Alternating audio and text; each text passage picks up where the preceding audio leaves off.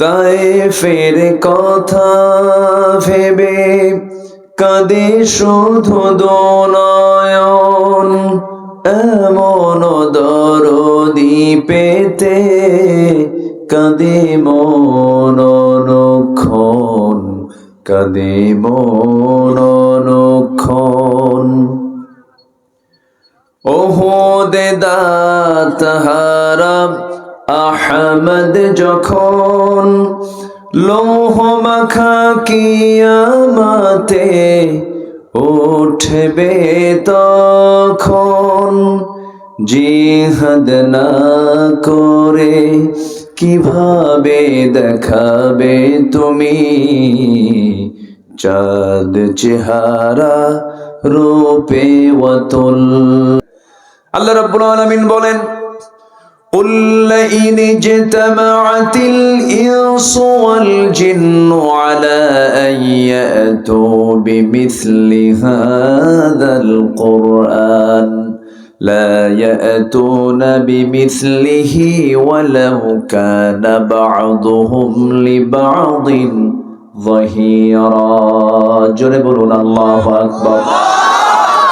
গোটা পৃথিবীর জিন এবং ইনসান যদি একত্রিত হয়ে কোরআনের মতো কোরআন যদি রচনা করতে যায়, কিয়ামত হয়ে যাবে। গোটা কোরআন তো দূরের কথা, সূরা কাউসারের মতো একটা সূরাও তারা রচনা করতে পারবে না। জোরে কোন সুবহানাল্লাহ। মহাগ্রন্থ, এক অলৌকিক কিতাব এটা। আমি পৃথিবীর বহু দেশ সফর করেছি, আল্লাহ পাক আমাকে নিয়েছেন। আমি অনেক মাখলুকের সঙ্গে পরিচিত হয়েছি। আমার কাছে সবচাইতে আশ্চর্য যেটা মনে হয় সেটা হলো আমার আল্লাহর পক্ষ থেকে কোরআন। যেরকম সুবহানাল্লাহ।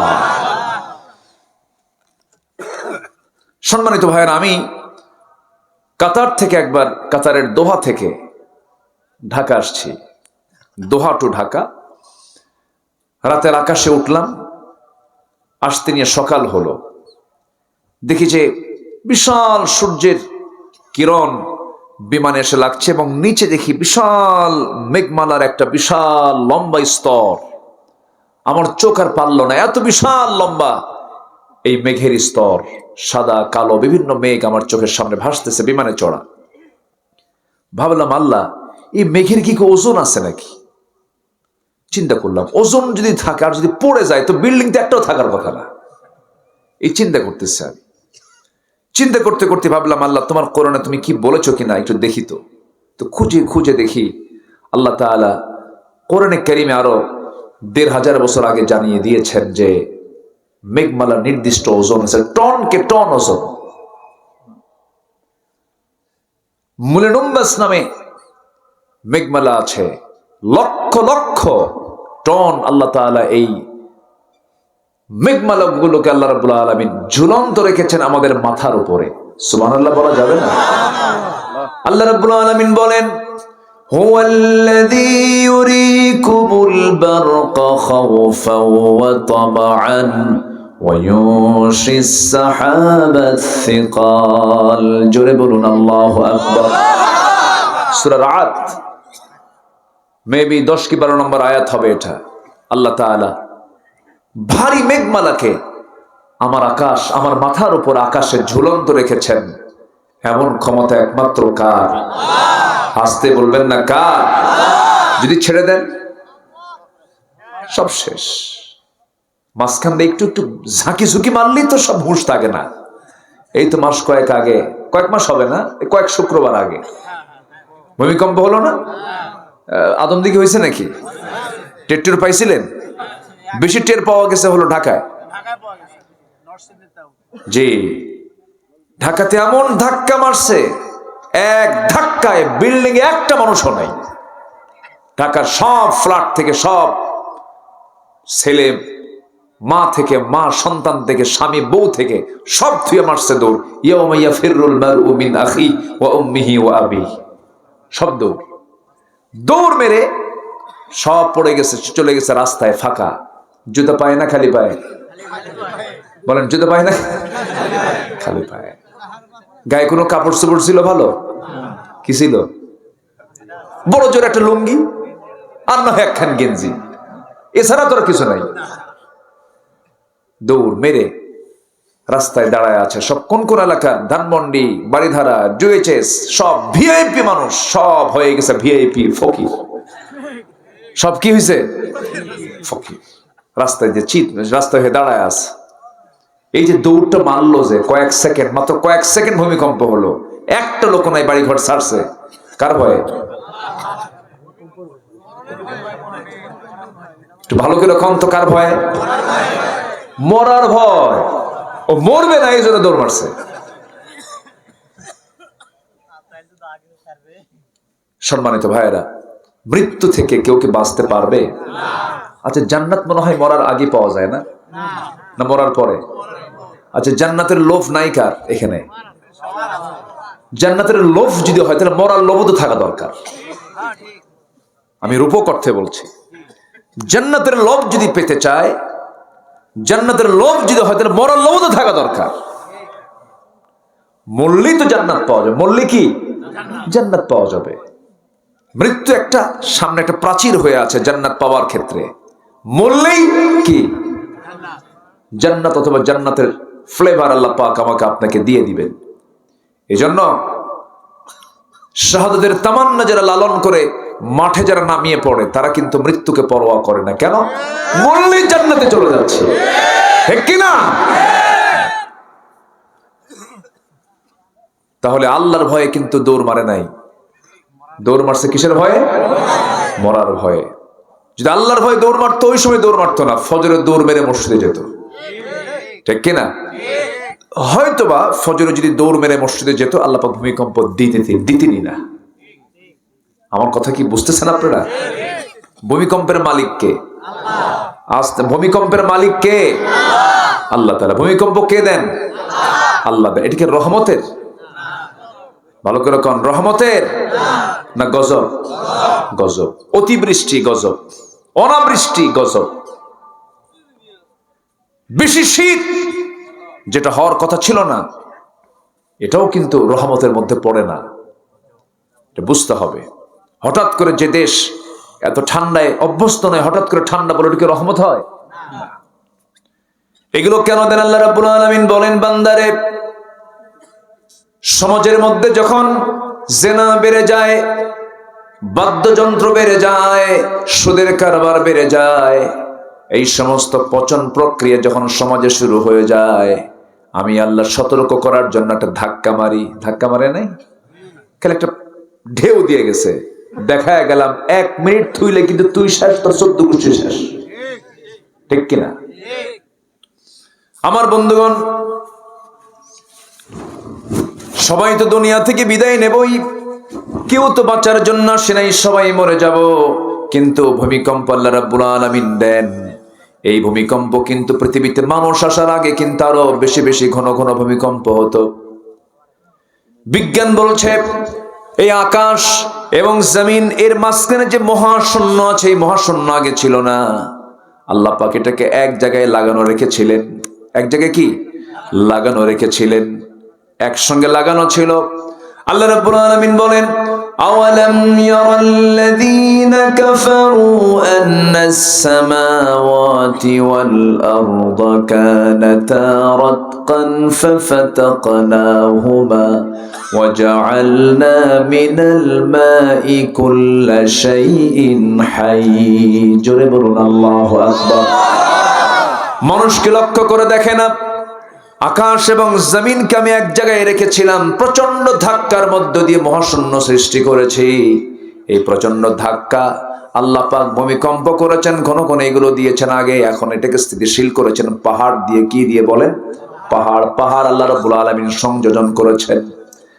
পাহাড় কেন দিয়েছেন? আল্লাহ রাব্বুল আলামিন বলেন, ওয়া আলকা ফিল আরদি রাওয়াসিয়া আন তামিদা বিকুম ওয়া আনহারা ওয়া সুবুলান লাআল্লাকুম তাহতাদুন।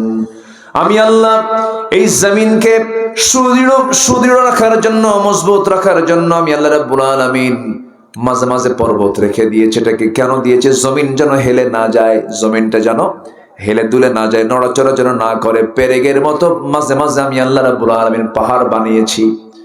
আদম দিকে দুপচাচিয়া নওগাঁ, রাজশাহী, চাঁপাইনবাবগঞ্জের মানুষ পাহাড় সম্পর্কিত ধারণা কম থাকবে যদি সফর না হয়। এমন কিছু জেলা আছে আমার দেশে, সমতল বেশি না পাহাড় বেশি? বলেন বলেন বলেন। রাঙ্গামাটি চলে যান, খাগড়াছড়ি চলে যান, পার্বত্য অঞ্চল চলে যান, বান্দরবানগুলো চলে যান, এরপর আপনি সিলেটের দিকে চলে যান, ওই সমস্ত অঞ্চলগুলো দেখা যায় মাঝে মাঝে সমতলের চাইতে পাহাড়ি এলাকা বেশি। চট্টগ্রাম তো প্রায় পাহাড় অঞ্চল, ওই দিকে আপনি পঞ্চগড় পার হয়ে যখন অন্যদিকে তাকাবেন হিমালয়ের বিশাল বড় মাথা দেখতে পাবেন।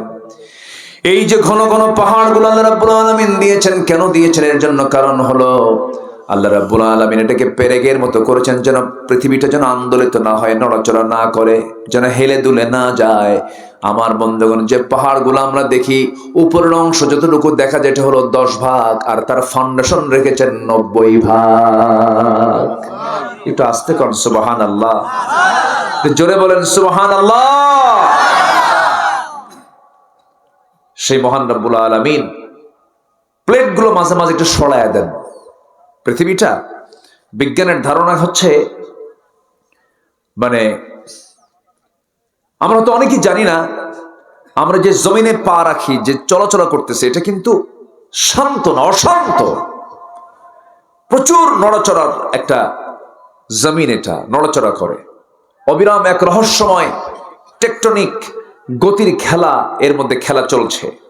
এই টেকটনিক প্লেটগুলো একে অপরের সাথে যখন সংঘর্ষ হয় অথবা সরে গিয়ে জমে থাকা শক্তি হঠাৎ মুক্তি পায়, তখন একটা শক্তিশালী শক ওয়েভ সৃষ্টি হয়, পুরো জমিনকে কাঁপিয়ে তোলে। এটা কে তোলেন? আস্তে করেন, কে তোলেন? যদি আল্লাহ তাআলা সেই দিন 10 সেকেন্ড 11 সেকেন্ড না করে শুধুমাত্র 1 মিনিট করতেন, তাহলে কি হতো বলেন তো? ঢাকা থাকতো? আগামী 100 বছরও এই ক্ষতি পূরণ করা যেত না। শুধু 1 মিনিট যদি এটা স্টে করা হতো, একটা বিল্ডিংও থাকতো না। তাহলে ক্ষমতা কার? আস্তে কবেন না, ক্ষমতা কার? আল্লাহ। আল্লাহ বলছেন, বান্দা আমি তোকে দয়া করে রেখে দিয়েছি। বান্দা সারা রাত ধরে মদ খায়, অন্যের বউ নিয়ে শুয়ে থাকে, আর আমার আল্লাহ ওই জালিমের মুখের নাকের কাছে গিয়ে অক্সিজেন ধরে রাখেন, বান্দা অক্সিজেন গ্রহণ কর। আল্লাহ কত বড় দয়া! আর বলেন, বান্দা তওবা করে আমার দিকে ফিরায়, আমি তোকে মাফ করে দেব। জোরে বলি সুবহানাল্লাহ। বান্দা সারা রাত ধরে কি খায়? মদ খায়, অন্যের বউ নিয়ে শুয়ে থাকে, আর আমার আল্লাহ তার নাকের ডগায় অক্সিজেনটা পৌঁছায় দিয়ে বলেন, বান্দা তওবা করে আমার কাছে ফিরে আয়। আমার আল্লাহর দয়াটা কত, কত বড় দয়া! গোটা গ্রামে মুসলমান বসবাস করে, মসজিদে ফজরের সময় মুসল্লি নাই। আমি কি ভুল বলছি? মোটে 5 জন মুসল্লি, তা 5টা বুড়া। যদি বলা হয়, চাচা আপনি মসজিদে আসছেন, বুড়া মানুষ, কাঁপতেছেন ঠান্ডায়, আপনি তো না আসলেও তো আপনার গুনাহ হতো না। বাবা বুড়ি বেঁচে নেই, বুড়ি থাকলে আমিও আসতাম না। আমি কি ভুল বলতেছি? বাস্তব। 5 ওয়াক্ত নামাজের মধ্যে সবচেয়ে শ্রেষ্ঠ ফজিলতের নামাজ কোনটা বলেন? ফজর। মুসল্লি নাই, নাই মুসল্লি। আল্লাহ পাক কত বড় দয়ালু! আল্লাহ আমার নাকের ডগায় খাবার পৌঁছায় দেয়। আমি আল্লাহকে বেশি ভালোবাসি না আল্লাহ আমাকে বেশি ভালোবাসেন? জোরে বলেন না, কে কে আমাকে বেশি ভালোবাসেন? আল্লাহ আমাকে খাওয়ান, আল্লাহ আমাকে চলান, আল্লাহ আমাকে ফেরান। আমার এক বন্ধুর 2টা কিডনি নষ্ট হয়ে গেছে। বন্ধুর হাতটা ধরলাম, বন্ধু কান্দে। বললাম, বন্ধু তুমি কান্দো কেন? কি হয়েছে তোমার হাতে? এখানে মেশিন কেন? বন্ধু আমার 2টা কিডনি নাই, আমি অচল। বলতেছে, আমাকে আল্লাহ পাক প্রচুর সম্পদের মালিক বানিয়েছেন, কিন্তু আমি তো অচল, আমি পারি না, আমি চলতে পারি না। বলতেছে, আমি সপ্তাহে 4 থেকে 5 দিন ক্লিনিকে যাই, ডায়ালিসিস মেশিন, আমাকে ডায়ালিসিস করা হয়, সব রক্তগুলো মেশিন এটাকে ডায়ালিসিস করে ফেটে ফেলে। অথচ আল্লাহ রাব্বুল আলামিন প্রত্যেক বান্দার দেহের মধ্যে 2টা করে কিডনি দিয়েছেন।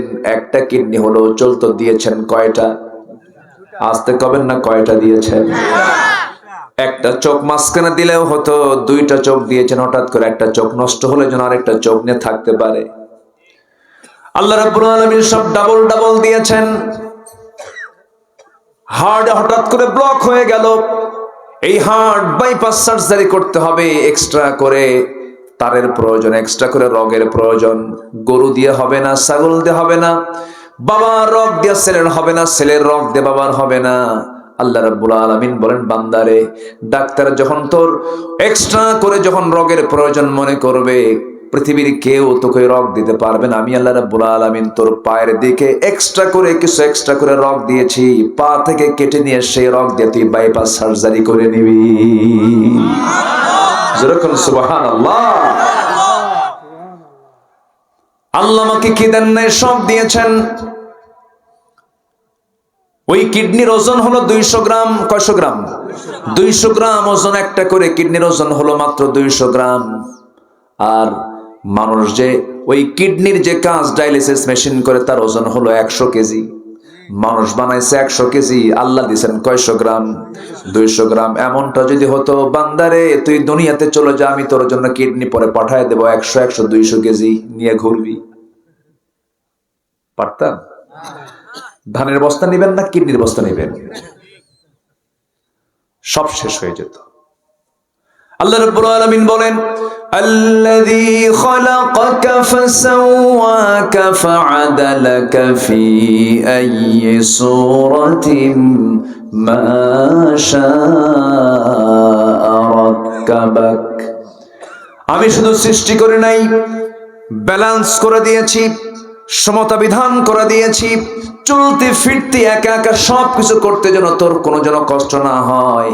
কিডনিকে সংস্থাপন করে দিয়েছি, চোখটাকে কত সুন্দর করে বানায় দিয়েছি। আমার আপনার দেহের মধ্যে জেনারেটর আছে। কি আছে? জেনারেটর আছে, বিদ্যুৎ আছে, ভালভ আছে, সমস্ত পার্টস পাতিগুলো আল্লাহ রাব্বুল আলামিন মাথা থেকে পা পর্যন্ত দিয়ে দিয়েছেন। এই যে চোখ দিয়ে তাকায় আছে, আপনি আমাকে দেখছেন, চোখ শুধু তাকায় থাকে না, চোখ মাঝে মাঝে বন্ধ হয়। বন্ধ হয় না? প্রত্যেক মিনিটে প্রত্যেকটা বান্দার চোখের পলক ফেলে হলো 15 থেকে 20 বার পর্যন্ত। এই যে চোখের পলক আপ ডাউন করে পড়ে, আবার বন্ধ হয়, আবার খোলে, বন্ধ হয়, আবার খোলে প্রতি মিনিটে। এটা কে করে দেন? আল্লাহ। আমি আপনি চোখ ফেলি? চোখের পলক আমি আপনি ফেলি? আল্লাহ ফালায় দেন। কেন ফালায় দেন? প্রতি সেকেন্ডে সেকেন্ডে ধুলাবালিগুলো চোখের মধ্যে ঢুকে যায়, ঢোকার সঙ্গে সঙ্গে ওই জীবাণুগুলো যদি ভিতরে ঢুকে যায়, অ্যাটাক করে, চোখ ফুলে এত বড় হয়ে যাবে, চোখ নষ্ট হয়ে যাবে। ওই চোখের ভাইরাস আপনার জীবনটা পর্যন্ত চলে যেতে পারে। কারণ মাথা থেকে পা পর্যন্ত প্রত্যেকটা সৃষ্টিগুলো আল্লাহ পাক চামড়া দিয়ে ঢেকে দিয়েছেন, শুধুমাত্র কি ছাড়া? কি ছাড়া বলেন? চোখ ছাড়া। চোখটা বাইরে থাকে। এই চোখকে আল্লাহ রাব্বুল আলামিন সম্পূর্ণরূপে 100% দূষণ মুক্ত, জীবাণু মুক্ত রাখার জন্য চোখের মধ্যে আল্লাহ রাব্বুল আলামিন পানি দিয়ে দিয়েছেন। প্রত্যেকটা চোখের পেছনে এক্সট্রা করে মেশিন সেট করে দিয়েছেন। চোখের পানিগুলো যে বের হয়, তার পরিমাণ হলো প্রত্যেক দিন 24 ঘন্টায় বান্দার চোখ থেকে পানি বের হয় হলো 1 মিলিলিটার। একটু আস্তে করেন সুবহানাল্লাহ। এই পানির স্বাদটা কেমন? মিঠা পানি না লবণ পানি? হ্যাঁ, মিঠা না লবণ? লবণ। লবণ আছে যেখানে ভাইরাস নাই, সেখানে লবণ সব জীবাণুকে নাশ করে দেয়। আল্লাহ পাক চোখের সব জীবাণুকে ধ্বংস করার জন্য চোখের পানিকে কি করেছেন? লবণ করে দিয়েছেন। এবং শুধু লবণই করে দেন নাই, এই চোখের পানিকে আল্লাহ রাব্বুল আলামিন ওয়াইনমেন্ট আকারে, মলম আকারে দিয়ে দিয়েছেন। বান্দা যখন ঘুমিয়ে পড়ে, বান্দা ঘুমানোর সঙ্গে সঙ্গে তখন মনে করি আমরা, মনে হয় চোখের পানি আর পড়ে না, চোখের পানি কিন্তু আসতেই থাকে। কিন্তু বান্দা সকালবেলা যখন হয়ে যায়, ঘুম থেকে উঠেই দেখে তো চোখের দুই কোণে সাদা সাদা একটা কি যেন একটা, কি এটাকে কি এলাকে কি বলে? হ্যাঁ, কি কয়? আবার কোন? পিজুর। পিজুর, পিজুর। হ্যাঁ, পিজুর। এটা নতুন ভাষা শিখলাম আজকে। ভাষার তো শেষ নাই, কত ভাষা যে আল্লাহ দিয়েছেন পৃথিবীতে। আল্লাহু আকবার, আল্লাহু আকবার। না ময়লার কেন? ময়লা না তো, এটা ময়লা না, এটা মলম। আল্লাহু আকবার বলেন। হয়তো দেখতে মনে হয়, এই তোর চোখে সরা, তাড়াতাড়ি টিস্যু দিলাম, কিন্তু না, এই ময়লা যদি না থাকতো, পিছন যদি না থাকতো, আপনার চোখ অন্ধ হয়ে যেত। আল্লাহু আকবার বলেন। কে দিয়েছেন? আসতে খাবেন না, কে দিয়েছেন? তাও পরিমাণ মতো বের হতে হবে। বেশি বের হলে আবার সমস্যা। বেশি বের হলেও কি, বেশি বের হলে সমস্যা না? বেশি বের হলেও সমস্যা, তখন আবার একটা চোখের প্রবলেম। আল্লাহ কত সুন্দর করে বানিয়ে দিয়েছেন। আমার বন্ধুগণ, ক্যামেরারও চোখ আছে, এদের যে মেগাপিক্সেল, মানুষের চোখের কাছে এই ক্যামেরাগুলো কিচ্ছু না। চোখ যা পারে এই ক্যামেরা তা পারে না। এই চোখের মধ্যে আল্লাহ রাব্বুল আলামিন কত পাওয়ার দিয়ে দিয়েছেন, কত দিক দিয়ে দিয়েছেন। আল্লাহ বলছেন বান্দারে, আলাম নাজআল লাহু আইনাইনি ওয়া লিসানান ওয়া শাফাতাইন। বান্দা, আমি তোকে ঠোঁট দিয়েছি, সুন্দর জিহ্বা দিয়েছি। বলুন তো, জিহ্বাটা সর্বক্ষণ ভাটায় থাকে না জোয়ারে থাকে? কিছু কয় না, ভাটায় না জোয়ারে? জলপাই খায় একজন, আর আপনার গাল দিয়ে খালি পানি পড়ে। ঠিক কিনা কন? আছে কিনা বলেন? জলপাই শুধু ধরে থাকে। এই যে তেঁতুল, দেখ ওদিকে জিহ্বা শেষ। ঠিক কিনা? কি জোয়ার! আল্লাহু আকবার বলেন। কি জোয়ার আল্লাহ দিয়েছেন! আল্লাহু আকবার বলেন। কানের মধ্যে ময়লা আছে, আছে না নাই? কানের মধ্যে যে ময়লাটা, এই ময়লা এলাকায় কি বলে জানি না, কি বলে? খোল। গরু খায় এই খোল, সেই খোল নয়। এটাকে ময়লা বলি, ময়লা বললে ভুল হবে। আমার বন্ধুগণ, কানের যে ময়লা দিয়েছেন, যেটাকে ময়লা মনে করি না, ইয়ার ওয়াক্স, আল্লাহ পাক এটা দেওয়ার কারণ হলো এই জিনিসটা আল্লাহ রাব্বুল আলামিন এই জন্য দান করেছেন বান্দারে। কানের মধ্যে যে ময়লাটা দিয়েছে, এটা তিক্ত করে দিয়েছে। স্বাদটা হলো তিতা।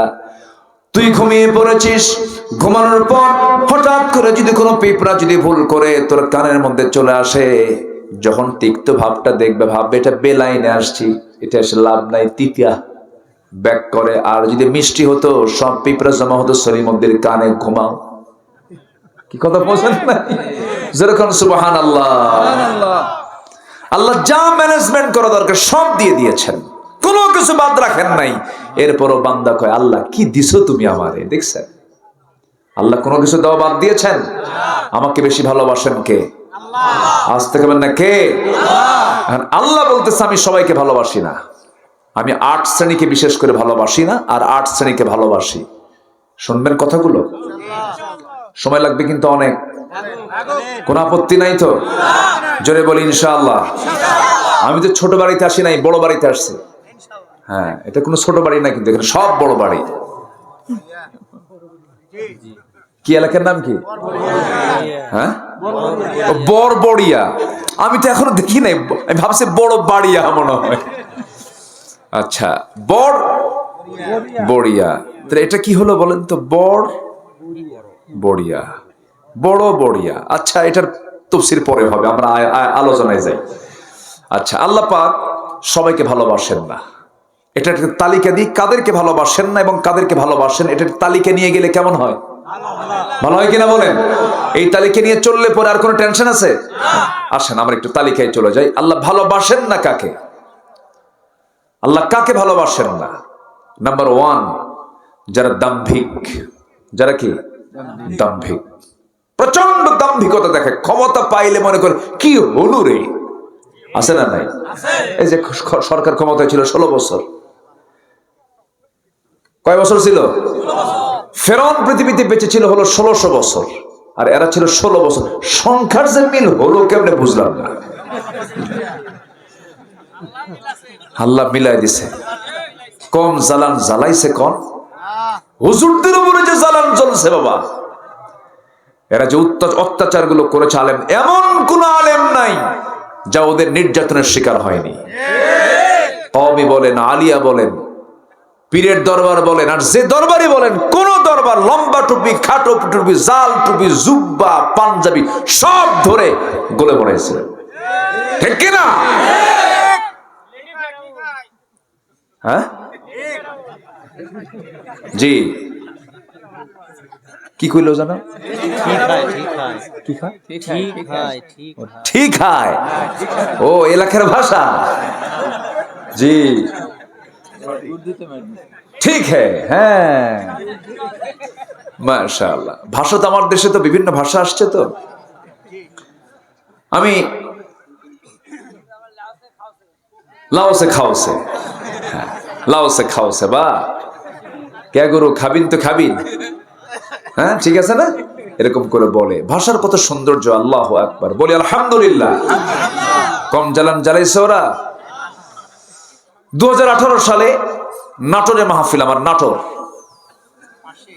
মাহফিল শেষ করে আমার বাসায় ফিরলাম। রাত 3টার দিকে হানা দিয়ে আমারে ধরে নিয়ে চলে গেল থানায়। আমাকে ধরার সময় বলে, হুজুর ওসি সাহেব ফোন দিয়েছে, ওসি সাহেব আপনার সঙ্গে একটু চা খাবে। রাত 3টার দিকে চা খায়? নিয়ে চল। ওসি সাহেব আমাকে দেখে বলে, হুজুর একটু মাফ করে দিয়েন হুজুর, বদ্ধ দিয়েন না। তো বললাম, বদ্ধ দেব না, ঠিক আছে, ধরছেন কেন? হুজুর উপর থেকে খুব চাপ, চাকরি বাঁচান তো ফরজ, বাচ্চা কাচ্চা আছে। বললাম, ইমান বাঁচান তো নফল। তো আমাকে ধরলেন। হুজুর নির্বাচন সামনে, নির্বাচন পরে বের হয়ে যাবেন, সমস্যা নেই। 2018 সাল নভেম্বর মাসে, 23শে নভেম্বর আমাকে ধরে নিয়ে চালান দিল, কোর্টে নিল। কোর্টে নেওয়ার পর কোর্টের জাজ আমার দিকে তাকায় জিব্বে কেমন বলে, হুজুরে ধরলো কেন? হুজুর তো ওয়াজ শুনি আমি। মামলার ধারার দিকে তাকায় দেখে এই ধারায় জামিন দিলে হুজুরের চাকরি, মানে ওই জজের চাকরি থাকবে না। জামিন অযোগ্য করে হ্যান্ডকাফ লাগায়া মাদ্রাসা ইউসুফিয়া পাঠায় দিল। মাদ্রাসা ইউসুফিয়া বুঝলেন তো? পাঠায় দিল। কারণ যারা চুরি না করে, ডাকাতি না করে যাদেরকে ঢুকাবে, ওটা তখন জেলখানা হয় না, তখন ওটা হয় মাদ্রাসা ইউসুফিয়া, ইউসুফের ঘর। ঠিক আছে না? তো আমি খুব তৃপ্তি মনে, খুব আনন্দ মনে যাচ্ছি, আর বলতেছে, আল্লাহ আমি খুব খুশি, হাসিনাকে ধন্যবাদ এমন সুন্নত আদায় করার সুযোগ প্রদানের জন্য। কি কথা বোঝেন না? ঢুকে বললাম জেলখানায়, ঢুকেই দেখি এক মুরব্বী আমার দিকে চেয়ে আছে। এত খুশি আমাকে দেখে, সালাম দিয়ে বলে, হুজুর আপনি জেলখানায় ঢুকছেন? খুব খুশি হলাম। তো বললাম যে আপনি খুশি হলেন কেন? বাবাজি এত মাহফিল জীবনে শুনছি আপনার, এত চেষ্টা করছে মুসাফা করব, চান্স মেলে নাই। আল্লাহ কি সুন্দর চান্স মিলাই দিল, এত সুন্দর সামনে ধরা দিলেন, দোয়া করি আপনি জেলখানায় থাকেন। তো বললাম, চাচা আপনি জেলখানায় কেন? কে বাবা বোমা হামলা। বললাম বোমা হামলা কেন? মামলা দিছে বোমা হামলা।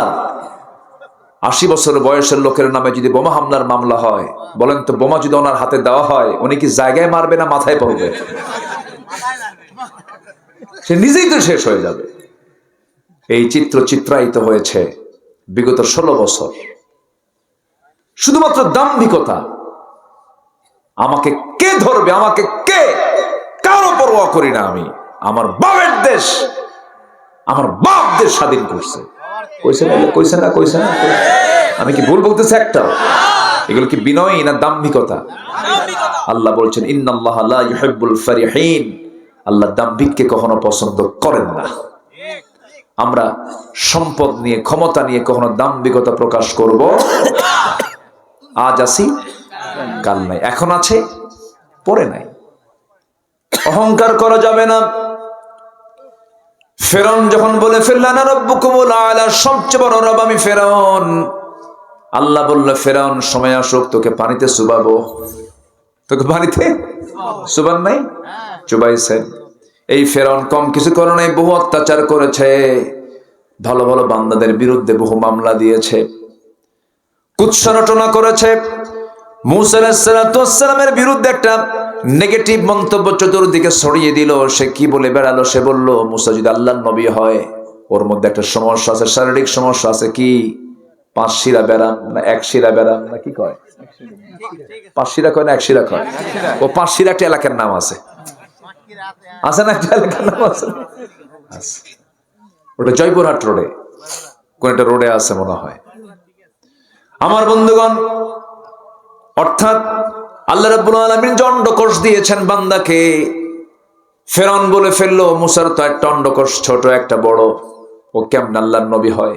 দেখছেন, এই একটা অপপ্রচার চতুর্দিকে ছড়ায় দিল। মূসা আলাইহিস সালাম কথা যখন তার কানে আসলো, এমনি তো রাগ কম না বেশি? প্রচন্ড রাগ, খেপে গিয়ে আল্লাহকে বলছেন, আল্লাহ যেটা নাই সেটা কইলো কেন ফেরাও? আমার তো সব ঠিকঠাকই আছে, কেন বললো? আল্লাহ বিচার চাই। আল্লাহ বলছেন, মুসা চিন্তা করো না, সব ওপেন করে দেব, ফেরাউনকে বুঝাই দেব তোমার সবকিছু ঠিকঠাক আছে, সময় আসুক। অনেক লম্বা কথা ছিল বলে ফেলে আমি কোনো কথা আটকায় রাখি না, ফিনিশিং দিয়ে দিই সঙ্গে সঙ্গে, এটা আমার তবিয়ত। মুসা আলাইহিস সালাতু ওয়াস সালাম গোসল করতে নেমেছেন কোন একটা পানিতে, করলেন কি নিজের পাজামাটা খুলে পাথরের উপরে রেখে তিনি গোসলে নেমেছেন। আবার তিনি সেই কাপড়টা আবার পরবেন, সেই পাজামাটা আবার পরবেন। গোসলে নেমেছেন তিনি, এইদিকে আল্লাহ রাব্বুল আলামিন পাথরকে অর্ডার করছেন, পাথর লুঙ্গি নিয়ে দৌড় মার, লুঙ্গি নিয়ে দৌড় মার। সহি বর্ণনা না কিন্তু এটা, লুঙ্গি নিয়ে দৌড় মার। যখন দৌড় মারা শুরু করেছি, আল্লাহর পয়গম্বর তিনি গোসল থেকে উঠেই তিনি লুঙ্গিতে হাত দিচ্ছেন, কিন্তু লুঙ্গি নাই, পাথরও নাই। দেখেন সামনে দৌড় মারে, তিনিও দৌড়াচ্ছেন, তিনি যে উলঙ্গ তিনি সম্পূর্ণ ভুলে গেছেন। আল্লাহ রাব্বুল আলামিন ওই পাথরকে সেই পর্যন্ত যেতে বললেন যে পর্যন্ত না ফেরাউনের দরবার না আসে, ফেরাউন লোকজন নিয়ে বসে আছে, ওই পর্যন্ত গিয়ে পাথরটা গিয়ে লুঙ্গি নিয়ে সে থেমে গেছে। মুসা ইসলাম তো ওদূর পর্যন্ত দৌড় মেরে আসছেন, শুধু বলছেন পাথর থাম, পাথর থাম, হাতে লাঠি। একদম কাছাকাছি আসার পরে ফেরাউন নিচের দিকে তাকায়, দেখে সব ঠিক আছে। আল্লাহু আকবার বলবেন না? আমাদের বিরুদ্ধে বহু ষড়যন্ত্র করেছে, আমাদেরকে বলেছে রাজাকার, আমাদেরকে ধর্ষণকারী বানানোর ষড়যন্ত্র করেছিল। আল্লাহ সব খুলে দেখায় দিছে, আলেমদের কোনো দোষ নাই, ঠিক কিনা? আল্লাহ আছেন না নাই? আছেন। আমরা দাম্ভিকতা দেখাবো না উদারতা দেখাবো? উদারতা। প্রতিশোধ নেব না ক্ষমা নেব? ক্ষমা করব, ক্ষমা, প্রতিশোধ নয়, আমরা ক্ষমা করব। জোরে বলি ইনশাআল্লাহ। হাইরে কি দাম্ভিকতা, মুহূর্তের মধ্যে সব সাফ হয়ে গেছে। যা প্রজন্ম, তরুণ প্রজন্মকে ধন্যবাদ। ভাবছিলাম মনে হয় সব শেষ, এরা মনে হয় কিছু নাই, এরা জাতে মাতাল তালে ঠিক। এমন আন্দোলন গড়ে তুললো, একদম গণভবনে গিয়ে মুরগির রান্দে দুপুরে খাবার খাইছে। যা, ঠিক কিনা? যুবকরা তোমাদের রক্তকে কাজে লাগাও। যুবকরা সামনের দিন ইসলামের দিন, ঠিক কিনা? যুবকরা তোমরা পিছপা হবে না। শরীফ ওসমান হাদির হত্যার বিচার বাংলার জমিনে হতে হবে। রাজি আছেন কারা কারা? হাত উঁচু করে দেখান মুসলমান।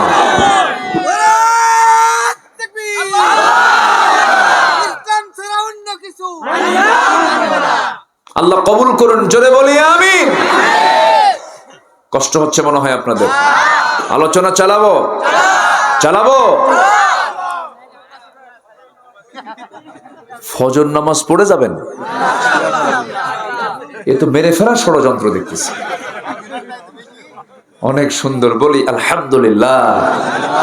খুব ভালো মানুষ আপনারা, এত সুন্দর মানুষ। আজকে একটু ঠান্ডাটা কম হলে অনেক মানুষ আসতো, প্রচুর ঠান্ডা, তো বের হয়ে যাচ্ছে না। আমি এতটুকু হেঁটে আসছি না, মনে হলো যে আমার উপরে মানে বরফ মনে হয় ঢেলে দিল, খুব ঠান্ডা। আল্লাহ তুমি অতিরিক্ত ঠান্ডা থেকে তোমার বান্দার দিকে দয়া করে কমায়া দাও। জোরে বলি আল্লাহুম্মা আমিন। বয়স্ক মানুষের কষ্ট কম হয় না বেশি হয়? খুব বেশি হয়। এক বুড়ো চাচা আজকে আমাকে দেখতেছে, দেখে বলতেছে, বাবাজি ঠান্ডায় খুব কষ্ট হচ্ছে, বাবা একটু দোয়া করো তো, ঠান্ডা যেন আল্লাহ কমায় দেয়। এই জন্য এই কথা বললাম। তাহলে আল্লাহ পছন্দ করেন না 8 শ্রেণীকে। এর মধ্যে 1 নাম্বার বললাম যারা দাম্ভিক, নাম্বার 2 যারা সীমা লঙ্ঘনকারী। যারা কি বলেন তো? সীমা লঙ্ঘনকারী। যেরকম ফেরাউন সীমা লঙ্ঘন করেছিল। সীমা লঙ্ঘনকারী কেমন? আল্লাহ বলছেন, তিলকা হুদুদুল্লাহ লিযযাকারি মিসলু হাযযিল উনসাইন। আমি অংশ বন্টন করে দিয়েছি, ছেলে 2 বিঘা, মেয়ে 1 বিঘা, ভাই 2 বিঘা, বোন 1 বিঘা পাবে। এটাতে কোনো কম বেশি করলেই তিলকা হুদুদুল্লাহ, এটা আল্লাহর সীমা লঙ্ঘন হয়ে যাবে। যারা এগুলো করে আল্লাহ তাদেরকে ভালো বাসেন না। বোনকে সম্পদ বুঝায়া দেয় না, এমন ভাই তো মনে হয় আদম দেখি নাই। আসতে কবেন না, আছে না নাই? এই লাইন আমার মায়েরা খুব খুশি, হুজুর ভালো করে কর।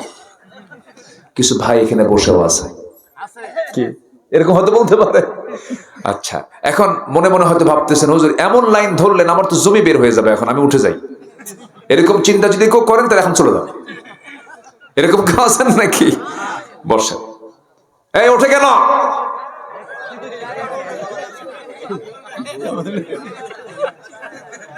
একটু ওয়াজের লাইন বুঝতে যেতে হবে। এখন ভাববো যে এই লোকগুলো সব বনের সম্পত্তি দেবে না, এই জন্য চলে যাচ্ছে। এই ছেলে, না তাকাই নাই তো ওইদিকে। বসে।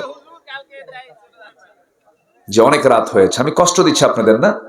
এই যে ধমক যে দিচ্ছে রাগ করলেন নাকি আপনারা? আমি কিন্তু মজা করে বলছি এটা। ওই যে বাচ্চা যদি ওষুধ না খেতে চায় মা কি করে? বাবা খা, বাবা জ্বর তোর 100 ডিগ্রি পার হলো, বাবা খা। ওই যে 2 দাঁত কামড় মেরে ধরে, খায় না। মা কি করে? 2 হাত আর 2 পা শক্ত করে ধরে মুখের মধ্যে নখ ঢুকাই দেখে খা। এর মানে কি মহব্বত কম না বেশি? বেশি। কিছু কিছু সময় মহব্বতটা, এটা মহব্বত মানে ধমকটা মহব্বতের কাজ হয়। বলি আলহামদুলিল্লাহ। কেউ যাবেন না? আমি যদি এত দূর থেকে কষ্ট করে আসি, আপনি একটু কষ্ট করে শুনতে পারবেন না ইনশাআল্লাহ? তাহলে বোনকে সম্পদ বুঝায় দিতে হবে, এটা হচ্ছে আল্লাহর হুকুম। কিন্তু বোনকে সম্পদ না বুঝায় দিয়া কি টেকনিক বাস দেখেন। 12 বছর আগে বাপ মারা গেছে,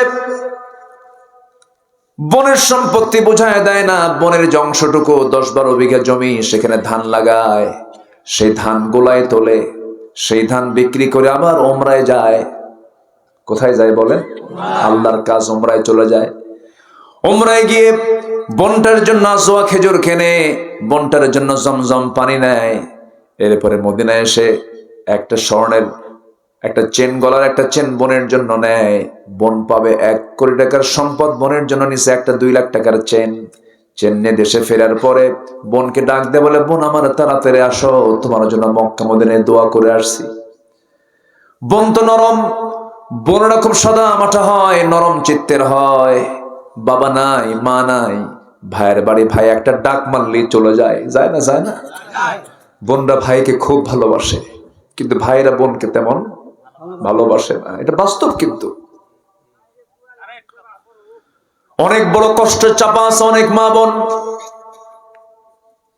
বিয়ে দিছে, মেয়ে চলে গেছে, বিয়ে দিছে, বোন চলে গেছে স্বামীর ঘরে, বাপ চলে গেছে, বাবার স্মৃতি নাই, মা চলে গেছে, মার স্মৃতি নাই।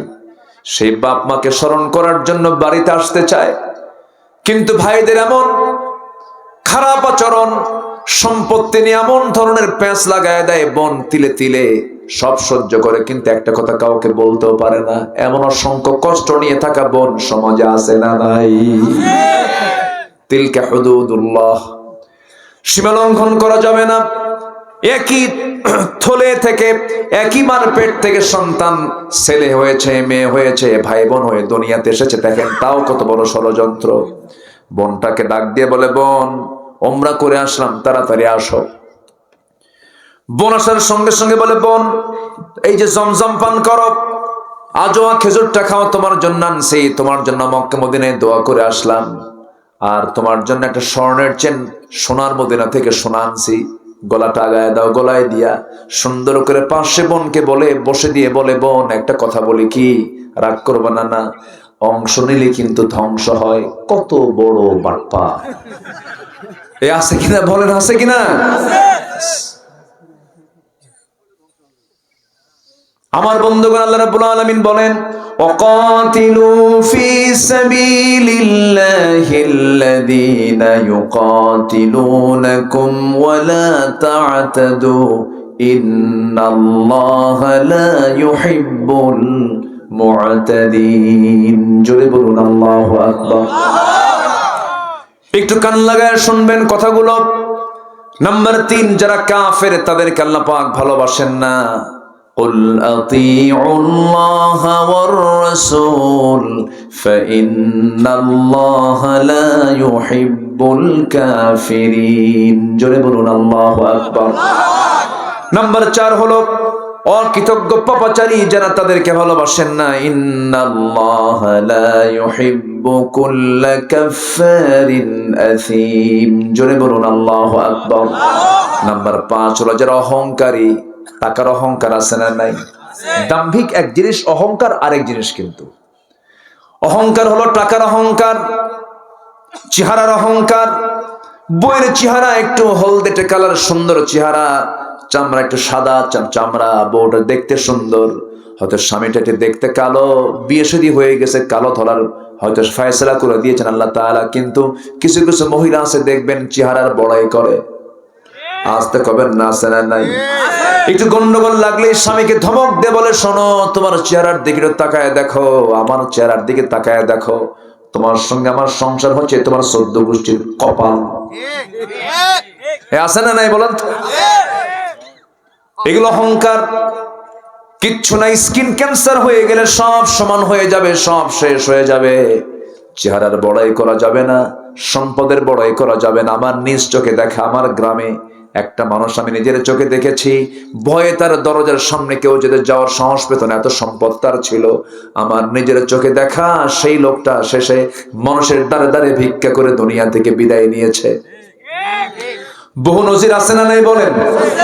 টাকার অহংকার, সম্পদের অহংকার, চেহারার অহংকার, এই সমস্ত বিষয় নিয়ে কখনো অহংকার দেখানো যাবে না। কারণ অহংকার তো বান্দার নয়, অহংকার একমাত্র কার মানায়?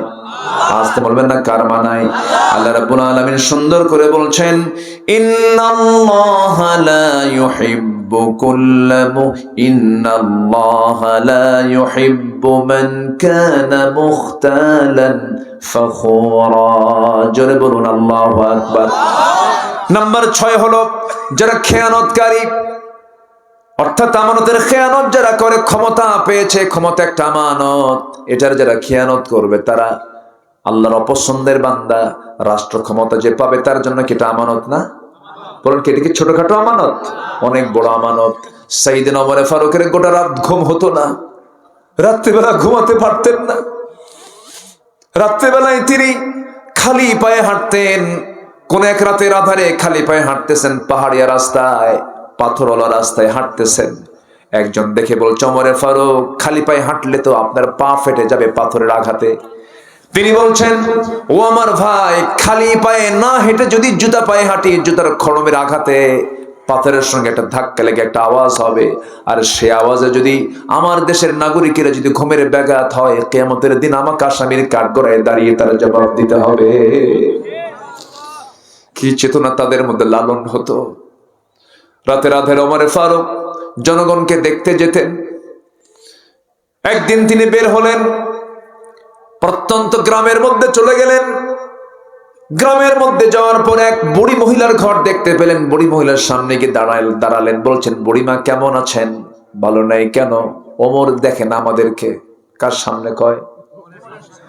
ওমর ফারুক বলছেন, কি দেখেন আপনাকে বলেন? কোনদিন আমি তাকে আমার বাড়িতে আসতে দেখলাম না, কোনো কিছু দিয়ে যেতে দেখলাম না।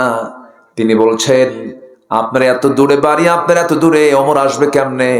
এবার মহিলা বলছে, বৃদ্ধা নারী বলছে, এত দূর যদি মনে হয় ওমরের খলিফা হওয়ার কি দরকার ছিল? কথা কি বুঝতেছেন? এই কথা শোনার সঙ্গে সঙ্গে তার চোখে পানি চলে আসছে। নিজের পরিচয়টা গোপন করলেন। এবার বলছেন, মা, ভুল যেহেতু ওমর করে ফেলেছে, ওমর যদি আপনার কাছে মাফ চায়, আপনি কি মাফ করবেন নাকি? বলছেন, না, মাফ করবো না। কি চান আপনি? টাকা পয়সা লাগবে? কি কথা কি বুঝতেছেন? আমার অভাব, কত টাকা চান? কি চান আপনি? 25 দিরহামের 25 দিনারের বিনিময়ে তার সঙ্গে কমিটমেন্ট হলো, ওমরের বিরুদ্ধে সে কোনো নালিশ দেবে না। সঙ্গে সঙ্গে তিনি ওই সময় তিনি ডাকতেছেন, আলী এদিকে আসো। এবার জবাব দিচ্ছেন, আমিরুল মুমিনিন আমি আসতেছি। আমিরুল মুমিনিন বলার সঙ্গে সঙ্গে মহিলার চোখ বড় হয়ে গেছে, আরে এই তো ওমর, এ তো কি? সামনে ওমর দাঁড়ায়, আমি তার সামনে কথা বললাম, জিহ্বায় কামড় মেরে বলতেছে, আমিরুল মুমিনিন বড় ভুল হয়ে গেছে, আপনি আমারে মাফ করে দেন। ওমর ফারুক বলছেন, শুনেন আম্মাজান, আপনি আমার বিরুদ্ধে যে অভিযোগটা দিয়েছেন সত্য অভিযোগ, কোনো সন্দেহ না, আমি আপনার খেদমত করতে পারি নাই।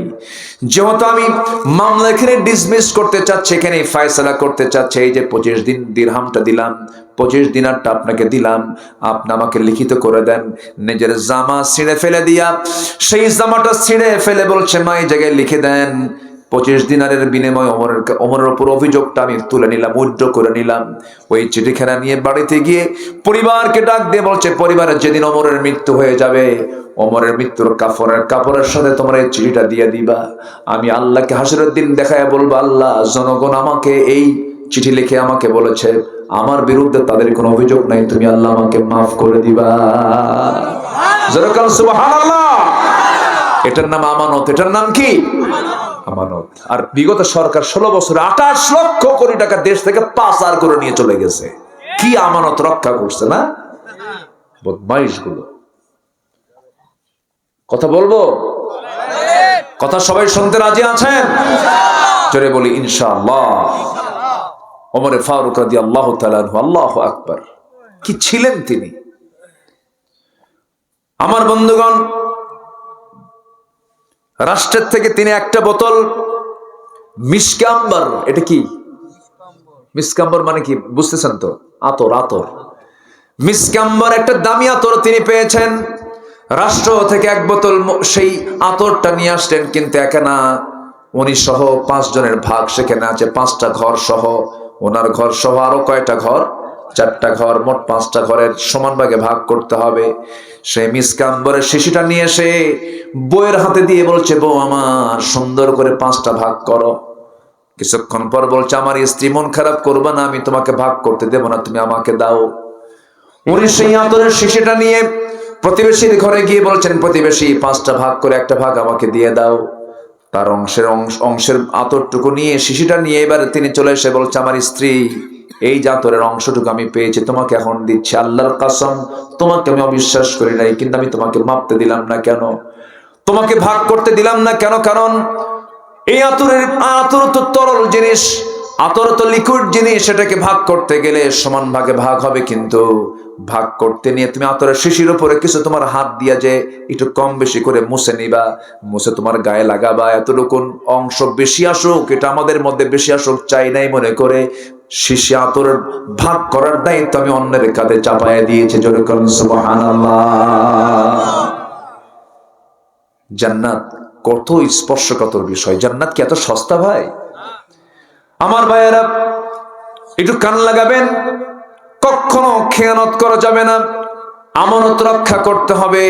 আল্লাহ রাব্বুল আলামিন বলছেন, যারা খেয়ানত করবে, আল্লাহ রাব্বুল আলামিন বলেন, ইন্নাল্লাহা লা ইউহিব্বুল খাইনিন, আমি খেয়ানতকারীকে কখনো ভালোবাসি না। 6টা হয়ে গেল। নাম্বার 7 হলো, যারা ফাসাদ সৃষ্টিকারী, তারা আল্লাহর কাছে অপছন্দ, আল্লাহ তাদেরকে ভালোবাসেন না।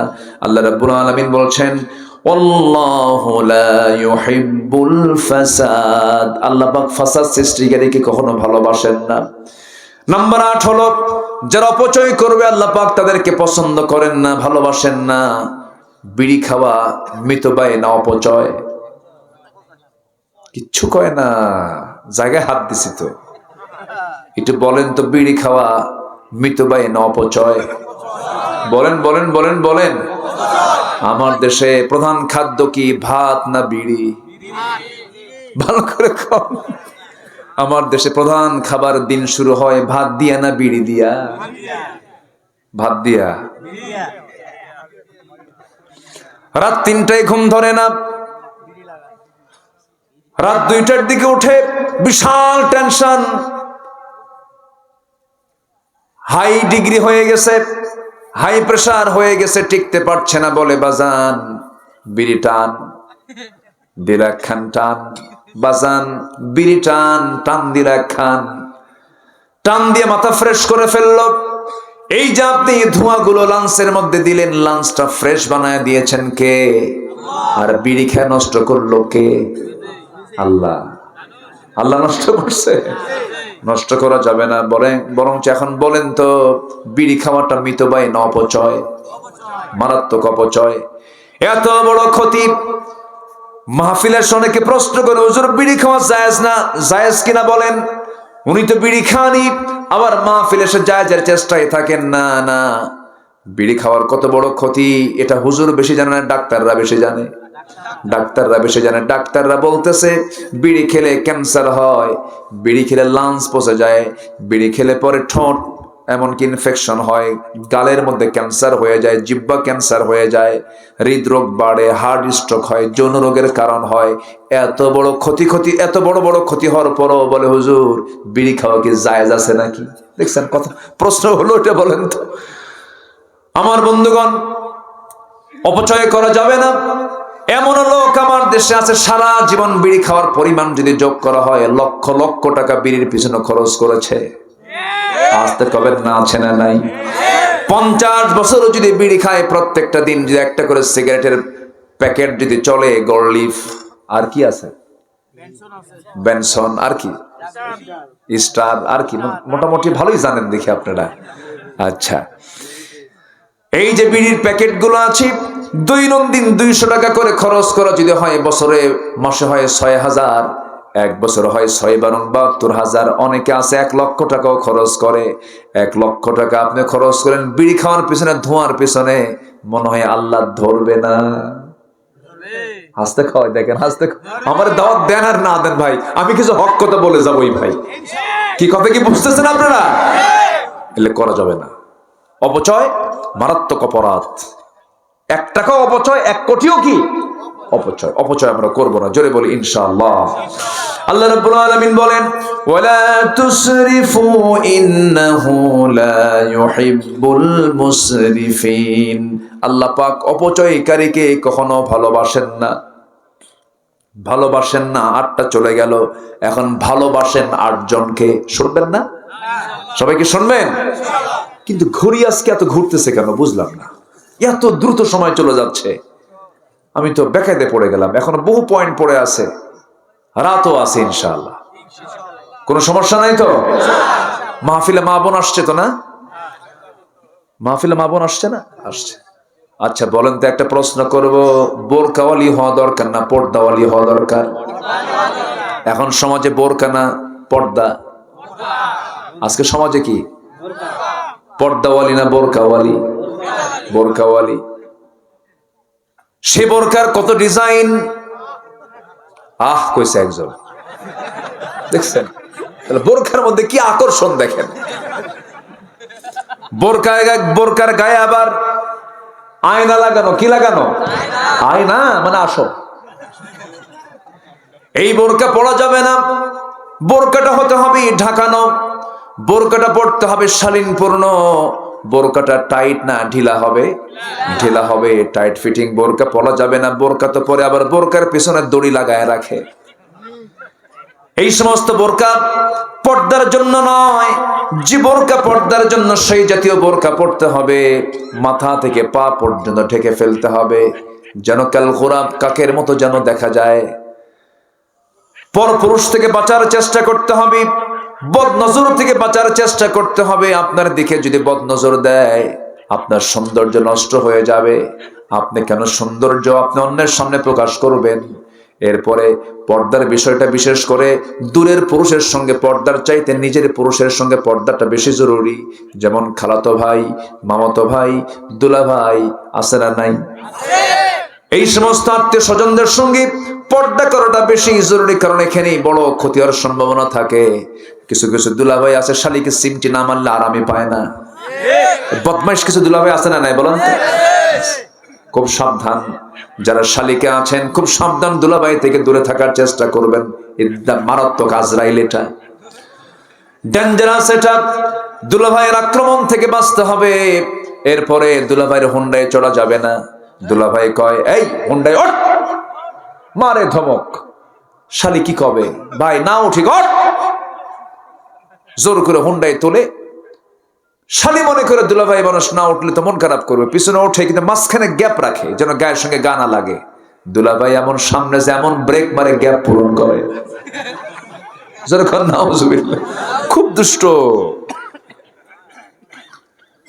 বাপ মাদের সচেতন থাকতে হবে, খুব সচেতন থাকতে হবে। খালাতো ভাই শুধুমাত্র খালার বাড়িতে ঘন ঘন আসে, খালাম্মা আসসালামু আলাইকুম, খালাম্মা, মানে মতলব কি জানেন? খালাতো বোন একটা আছে, খালা বলবে তুই এত সালাম দিস না, যা। কি কথা বলছেন ভাই? তাড়াতাড়ি বাড়িতে চলে যা। ওয়ালা তাকরাবুজ জিনা ইন্নাহু কানা ফাহিশাতাও ওয়া সাআ সাবিলা। জিনার নিকটেও যেও না, ফোন করতে যেও না। যুবকরা স্মার্টফোন ব্যবহার করবে খুব সাবধানে। স্মার্টফোন কিন্তু পর্দা 12টা বাজায় দেয়। দূরত্ব যতই হোক কাছে থাকুন, জ্বলে উঠুন আপন শক্তিতে। কি ঠিক কিনা? এই মোবাইলগুলো ব্যবহারে খুব নীতিমালা অবলম্বন করতে হবে। Imo, Line, Viber, WhatsApp, Instagram, Kurigram, কি বোঝা গেল?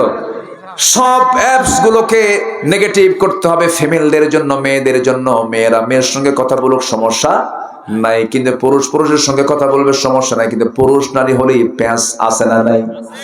এমন প্যাঁচ শয়তান লাগায় দেবে, জেনা পর্যন্ত ঘটায় দেবে।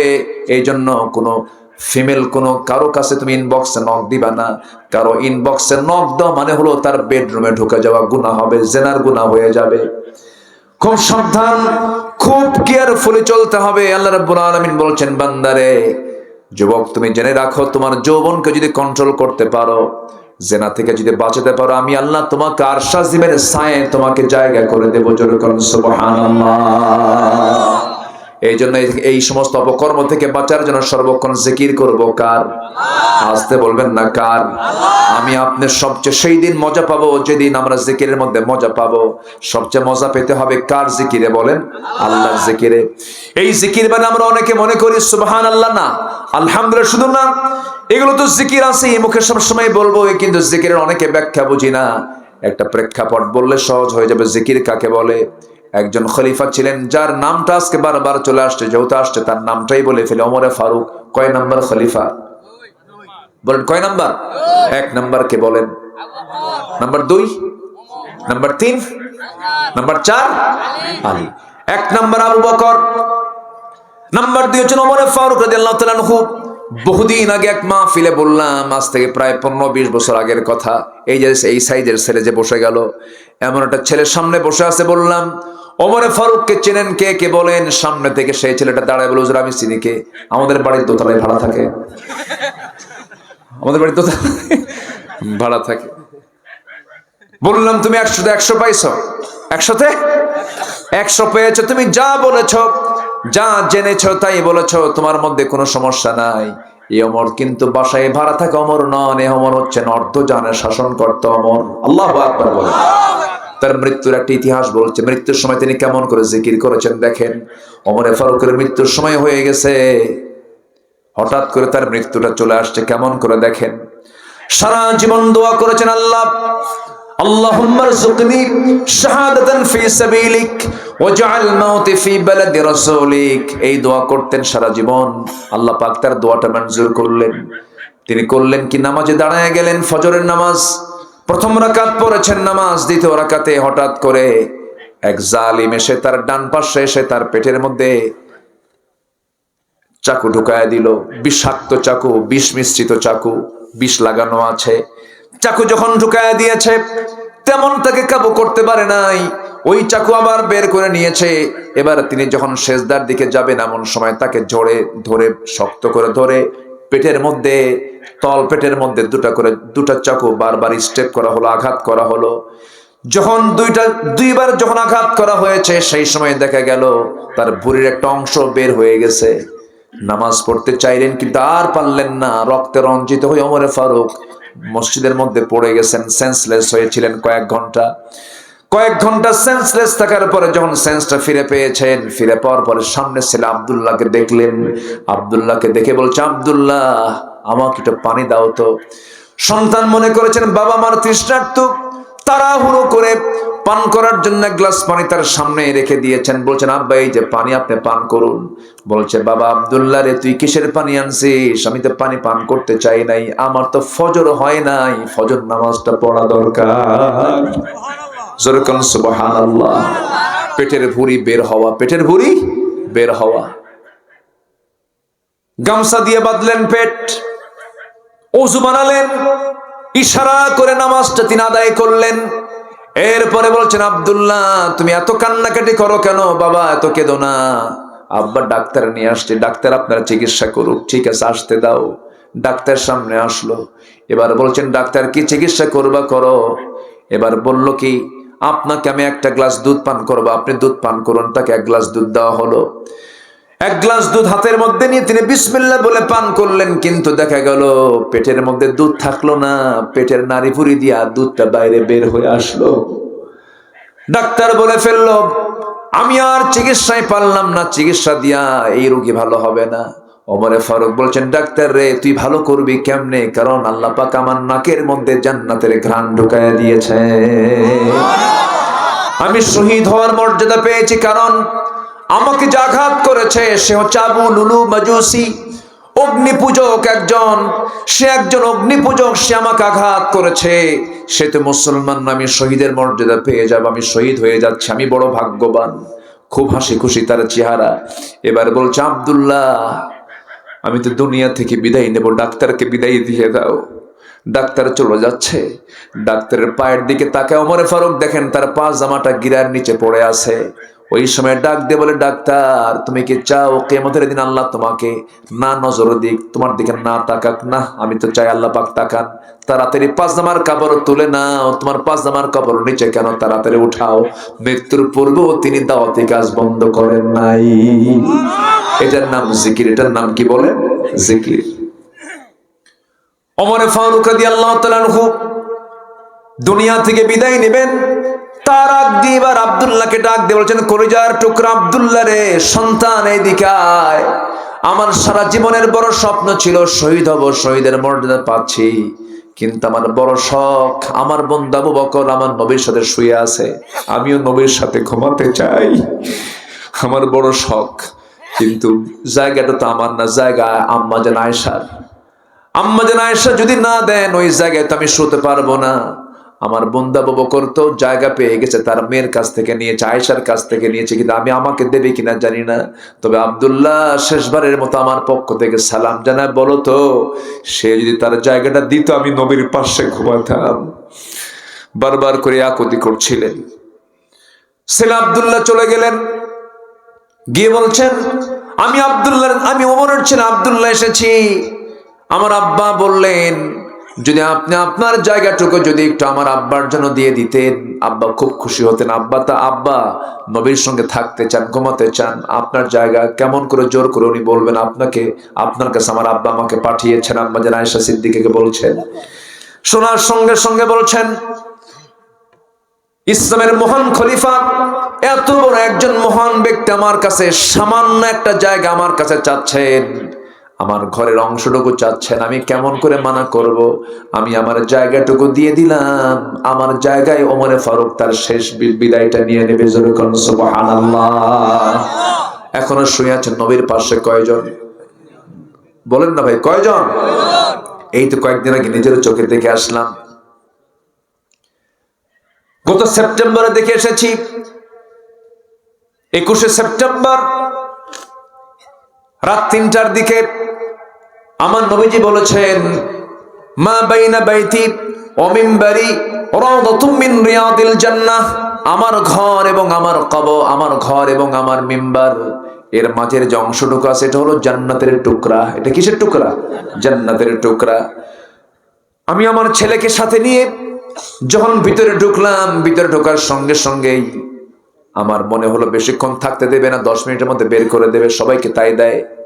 আমাকে দেখে কিছু প্রবাসী ভাইয়েরা ওই জায়গায় চাকরি করে আমাকে দেখে দৌড় মেরে আমার কাছে আসলো। বললাম, কি ব্যাপার হুজুর, আপনার ভক্ত? আমরা বললাম, ভক্ত তো, কিন্তু থাকতে দিবে না বেশিক্ষণ, একটু থাকার ব্যবস্থা করো।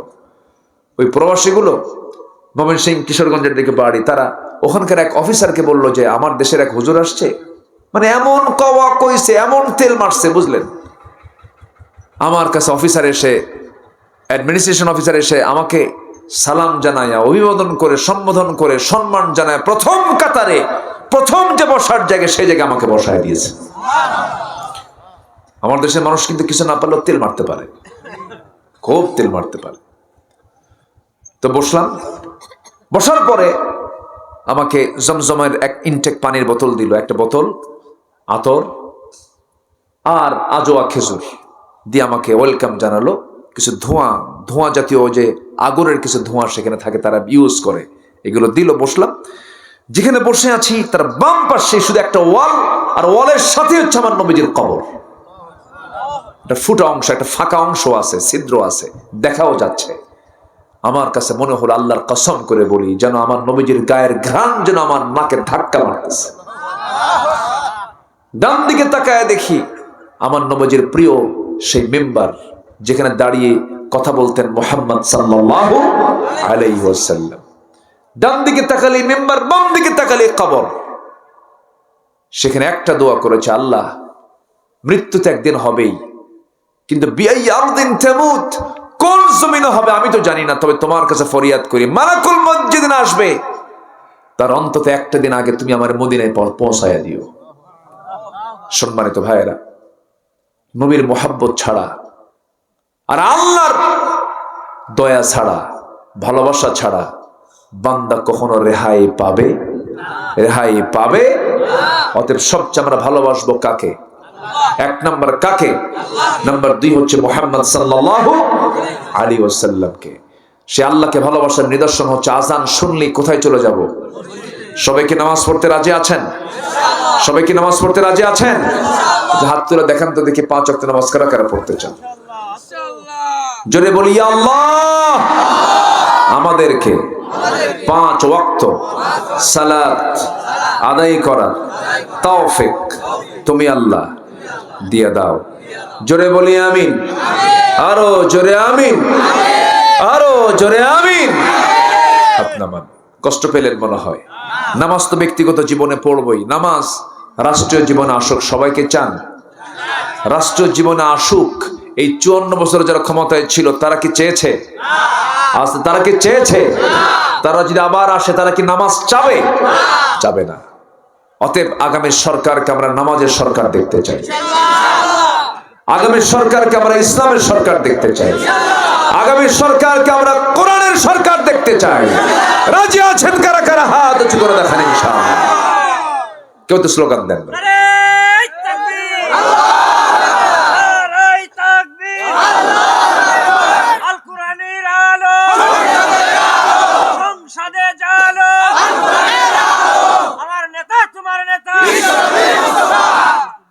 আল্লাহ কবুল করুন।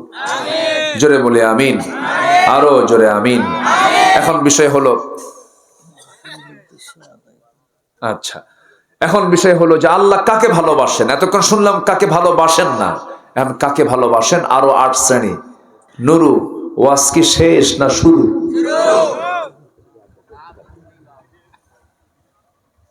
শেষ করে দিই। আলোচনা চলো, হুজুর মরুক, আল্লাহ হায়াত দারাজ করুক। দেখেন কি সুন্দর মিলাই দিল, দেখেন কি সুন্দর মানুষ। কিছুক্ষণ আগে আরো কি জানে কইছিল, কি জানে বললো একটা কথা, ভুলে গেলাম। অনেক সুন্দর মানুষ আপনারা। আল্লাহ তুমি কবুল করো। জোরে বলি আমিন। ফজর হবে তো? জোহর হবে, আসর হবে, মাগরিব হবে, এশা হবে। সামনে কিন্তু কিছু সিজনাল নামাজি আসবে নির্বাচন উপলক্ষে, ঠিক কিনা? মাথায় টুপি উঠবে, ঘাড়ে হাজি রুমাল থাকবে, ডান ঘাড়ে জায়নামাজ থাকবে। আসরের নামাজ একদিনে 5 বার হবে, ঠিক কিনা? এগুলো করা যাবে না। সব হবে কার খুশির জন্য? আল্লাহর খুশির জন্য। আল্লাহ ভালোবাসেন 8 শ্রেণী। এর মধ্যে 1 নাম্বার হলো যারা তওবা করে। কি করে? সবাই তওবা করতে রাজি আছেন? গুনাহ নায়িকার হাত তোলেন। গুনাহ নায়িকার এরকম কেউ আছেন? আমার দেশে একটা লোকের কোনো গুনাহ নাই, একটা লোকের কোনো গুনাহ নাই। সে নিজেই বলছে আমার কোনো গুনাহ নাই। টাঙ্গাইলের এক ভাগ্যবান মানুষ, তার নাম হচ্ছে লতিফ সিদ্দিকী।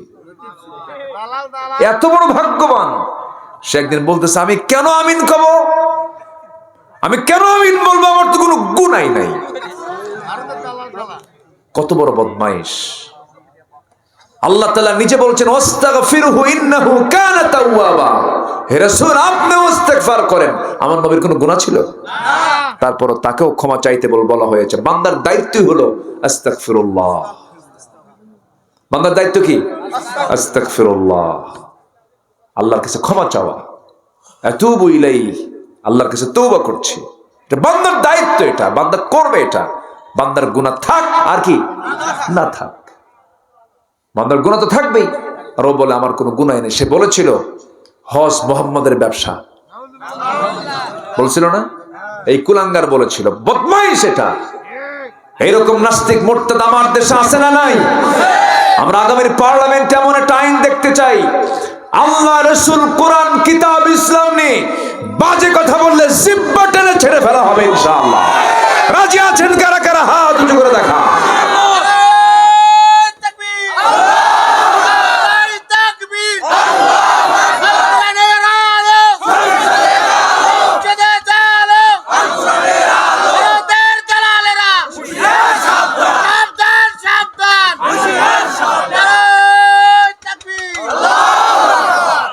কই ছিলেন এতক্ষণ? আলহামদুলিল্লাহ, খুব ভালো। আল্লাহ কবুল করুন, জোরে বলে আমিন। আল্লাহ ভালোবাসেন 8 জনকে। কয়জনকে? 1 নম্বর কি বলছি কোন? যারা তওবাকারী। যারা কি? আমরা তওবা করব না ইনশাআল্লাহ? শোনেন, ছেলে খুব দুষ্ট, খুব দুষ্ট। 4টা ছেলের মধ্যে সবচেয়ে বেশি দুষ্ট যে, তার প্রতি বাপ মার নজর কম না বেশি? কম না বেশি বলেন তো? যেগুলো ভালো ওগুলোর দিকে তাকাই না। সবচেয়ে যেটা দুষ্ট, বাপ মার নজর শুধু ওই দিকে, আর কয় আল্লাহ আমার ছেলেকে ভালো করে দাও আল্লাহ। কি ঠিক আছে? দোয়া ওই বেশি পায়। কিন্তু তো বান্দার মধ্যে যেগুলো সবচেয়ে পাকা দুষ্ট, আল্লাহর নজর ওর দিকে বেশি। সুবহানাল্লাহ বলে। তওবা করে আয়, আমি তোকে মাফ করে দেব। যেরকম সুবহানাল্লাহ। বান্দা যখন তওবা করে আল্লাহ এতটাই খুশি হন, আল্লাহ এত খুশি হয়ে যান, আল্লাহ বলেন বান্দা গুনাহ করার পরে তুই তওবা করলি, দুনিয়াতে চোরের খাতায় কারো নাম একবার উঠলে থানায়, সে হাজির হয়ে গেলে ভালো হয়ে গেল, তার তালিকায় কালো তালিকায় তার নাম থেকে যায়। কিন্তু আল্লাহ বলছেন বান্দারে তওবা করে যদি তুই আমার কাছে ফিরে আসিস, চোরের খাতায় তোর নাম না রেখে আমি তোর নামটা জান্নাতের খাতায় তোর নামটা ইনক্লুড করে নেই। আমার আল্লাহ খুব কাছের, আমার আল্লাহ খুব আপন। এই জন্য আমরা তওবার মতো তওবা করব। তুবু ইলাল্লাহি তাওবাতান নাসুহা ইন্নাল্লাহা ইউহিব্বুত তাওয়াবিনা ওয়া ইউহিব্বুল মুতাতাহহিরিন। জোরে বলুন আল্লাহু আকবার। নাম্বার 2 হলো যারা পবিত্রতা অর্জনকারী, তাদেরকে আল্লাহ রাব্বুল আলামিন খুব ভালোবাসেন। ওযুর জন্য, নামাজের জন্য শুধু ওযু নয়, ওযুর উপরে সব সময় থাকা উচিত। কারণ মালাকুল মউতকে বলে আসবে নাকি? না বলে আসবে। অতএব মালাকুল মউতের আসার যেমন কোনো গ্যারান্টি না, অমুক দিন আসবো, যে কোনো মুহূর্তে আসতে পারে। এই জন্য আমরা ওযুর উপরে থাকার চেষ্টা করব। জোরে বলি ইনশাআল্লাহ। ওযুর উপরে থাকা ভালো। আমার বন্ধুগণ, নাপাকি কোনো ক্রমেই স্পর্শ করা যাবে না, নাপাকি নিয়ে থাকা যাবে না, ফরজ গোসল নিয়ে সময়টা কাটানো যাবে না। যখন গোসলটা ওয়াজিব হয়ে যাবে, গোসলটা ফরজ হয়ে যাবে, গোসলটা করে নেব। তারপরে নাপাকি নিয়ে কখনো কাপড় চোপড়ে নাপাকি অবলম্বন করা যাবে না। বিশেষ করে আমি যেটা বলতে চাচ্ছি, হাদিস এসেছে যারা পেশাব থেকে নিজেকে পরহেজ রাখতে না পারবে, আল্লাহ তাদেরকে সবচাইতে জাহান্নামের শাস্তি বেশি দিবেন। কিছু কিছু যুবক আছে দেখবেন পানি তো নেই না, কুত্তার মতো পেশাব করে। আছে না? দলে আছে, মানে কুত্তা এক ঠ্যাং খাড়া করে, শুধু ঠ্যাংটা খাড়া করে না। কখনো এটা উচিত নয়। পোশাকও ঠিক নাই, বসে পড়ার মতো প্যান্ট, আবার কিছু কিছু এত টাইট প্যান্ট, বসে থেকে প্যান্ট যে পেশাব করবে তার কোনো সুযোগও নাই। আবার কিছু কিছু প্যান্ট আছে এমন ঢিলা, টান মারলেই খুলে পড়ে। আবার কিছু কিছু প্যান্ট আছে হাঁটু ফাটা প্যান্ট আছে না? হাঁটু ফাটা প্যান্ট আর হাঁটু বের হওয়া। যেটা প্যান্ট ফাটা নয়, হাঁটু ফাটা যেটা প্যান্ট নয়, যেটা ভালো ওটার দাম কম, আর যেটা ফাটা প্যান্ট তার দাম বেশি। কি যুগ আসলো, যেটা ফাটা ওটার দাম কি বেশি, আর যেটা ফাটা না তার দাম কি কম। কোথায় যাবেন? মানে রুচির পচন ধরেছে। রুচির কি ধরেছে? পচন ধরছে। মেয়েদেরও পছন্দের কোনো সাইজ বাইজ নাই। কোন ধরনের ছেলে পছন্দ? কাব্য বুঝবা না, দেখবা এইদিকে মাথার চুল নাই, এইদিকে চুল নাই, মাথার উপরে কি সুন্দর করে সেন্ট মার্টিন দ্বীপ আছে না, এরকম আছে না? পছন্দ। রুচি নাই। হাতে বালা পরে, হাতে বালা, গলায় মালা, কোমরে বেল্টের তালা, আছে না নাই? প্যান্ট এমন পরে টান মারলেই খুলে পড়ে। বোতল খায়া হুঁশ নাই। এরপরে বলে আব্বা ওই ছেলেটা খুব ভালো, ওর যাই হোক না কেন মনটা খুব ভালো আব্বা। এরকম আছে না নেই বলেন তো? আছে। এগুলো করা যাবে না। রুচিকে সমৃদ্ধ করব আমার ঈমান দিয়ে, জোরে বলি ইনশাআল্লাহ। রুচিকে সমৃদ্ধ করব কি দিয়া? ঈমান দিয়া। নাম্বার 3 হলো আল্লাহ রাব্বুল আলামিন ওই সমস্ত বান্দাদেরকে ভালোবাসেন যারা জিহাদ করে আল্লাহর পথে। নাম্বার 3 চলে গেল, ইন্নাল্লাহা ইউহিব্বুল লাযীনা ইউকাতিলুনা ফি সাবিলিহি সাফফান কান্নাহুম বুনিয়ানুম মারসুস। নাম্বার 4 যারা তাওয়াক্কুল করবে আল্লাহর উপরে। বান্দার তাওয়াক্কুল যদি 16 আনা হতো, আল্লাহ পাক প্রত্যেক বান্দাকে পাখির মতো রিজিক দিতেন। পাখির কি কোনো খাদ্য গোদাম আছে নাকি? আবার খাদ্যের কি অভাব আছে নাকি? শূন্য পেটে বের হয়, সন্ধ্যায় ভরা পেটে বাড়িতে আসে। কে খাওয়ান? আল্লাহ খাওয়ান। ইন্নাল্লাহা ইউহিব্বুল মুতাওয়াক্কিলিন। আল্লাহ পাক মুতাওয়াক্কিলদেরকে খুব ভালোবাসেন। নাম্বার 5 হলো যারা ইহসানকারী, আল্লাহ পাক তাদেরকে ভালোবাসেন। ওয়া আহসিনু ইন্নাল্লাহা ইউহিব্বুল মুহসিনিন। নাম্বার 6 হলো যারা ন্যায়পরায়ণ, আল্লাহ পাক তাদেরকে ভালোবাসেন। আইন সবার জন্য কি? আজ থেকে মানে আইন সবার জন্য কি? চুরি করে ধরা পড়েছে এক মহিলা, ধনী মানুষ। ওমরে ফারুক আমার নবীজির কাছে নিউজ চলে আসলো, রাসূল বলছেন তাড়াতাড়ি তার হাত কাটো। ওই মহিলার আত্মীয় স্বজন এসে ওমরে ফারুক রাদিয়াল্লাহু আনহুর কাছে এসে বলছে, আপনার কথা আমাদের নবীজি শুনবেন, দেখুন তো সুপারিশ করা যায় নাকি। ধনী পরিবারের মহিলা, হাত কাটা গেলে পরে তার সম্মান চলে যাচ্ছে। দয়া করে তিনি চলে গেছেন নবীর কাছে, গিয়ে বলছে, হুজুর দেখুন তো মহিলাকে মাফ করা যায় নাকি। আমার নবীজির চেহারা রক্তিম আকার ধারণ করলো, লাল চক্ষু বানায়। রাসূল বলছেন, ওমর তোমার দারাজ কণ্ঠ কোথায়? আজকে যেই মহিলা চুরি করে ধরা পড়েছে তার নামও ফাতিমা, আমার মেয়ের নামও ফাতিমা। যদি আজকে সেই ফাতিমা চুরি না করে আমার মেয়ে ফাতিমা বিনতে মুহাম্মদ চুরি করে ধরা পড়তো, আমি রাসূল নিজে সবার সামনে তার হাত কেটে দিতাম। আল্লাহু আকবার বলেন। ইন্নাল্লাহা ইউহিব্বুল মুকসিতিন। নাম্বার 7 হলো যারা মুত্তাকি, আল্লাহ পাক তাদেরকে বড় ভালোবাসেন। ইন্নাল্লাহা ইউহিব্বুল মুত্তাকিন। সর্বশেষ নাম্বার 8 হলো আল্লাহ রাব্বুল আলামিন ওই বান্দাকে সবচাইতে বেশি ভালোবাসেন। ওয়াকাইয়িম মিন নাবিয়্যিন কাতালা মাআহু রিব্বিয়ুন কাসীর ফামা ওয়াহানু লিমা আসাবাহুম ফি সাবিলিল্লাহ وما ضعفوا وما استكانوا إن والله يحب الصابرين। জোরে বলুন আল্লাহু আকবার। যারা ধৈর্যশীল তাদেরকে আল্লাহ পাক খুব ভালোবাসেন। বলেন তো মাহফিলে বসা আগে না ধৈর্য আগে? বলেন বলেন বলেন বলেন। ব্যবসা আগে না ধৈর্য আগে? বিয়ে আগে না ধৈর্য আগে? সবকিছুর আগে ধৈর্য। নেতৃত্ব দেওয়া আগে না ধৈর্য আগে? চেয়ারম্যান হওয়া আগে না ধৈর্য আগে? চেয়ারম্যানকে মানুষ মহব্বত করে গালিও দেয়, চেয়ারম্যান কি সে গালি শোনে না?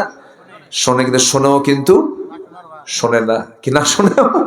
শোনেও না শোনা। কেন? ধৈর্য ধরতে হবে, নচেত ওই রকম যদি মনে করে যে সব শুনবার কি লাভ, চেয়ারম্যান কি চলবে? চলবে না। বিয়ে করলেও ধৈর্য লাগবে, কারণ মেয়েরা একটু এক প্রবণ, পুরুষ আর এক প্রবণ। মেয়েরা বেশি কথা বলে, পুরুষরা কম কথা বলে। মেয়েরা বাঁকা প্রবণ, পুরুষরা সেই বাঁকা সোজা করতে গেলে সংসার ভেঙে চলে যাবে। এক্ষেত্রে ধৈর্যের পরিচয় দেবে বেশি কে? নারী না পুরুষ? দেখছো নারী কয়, দেখছো আওয়াজ দেখো না সাইডটা। বেশি ধৈর্য ধরবে কে?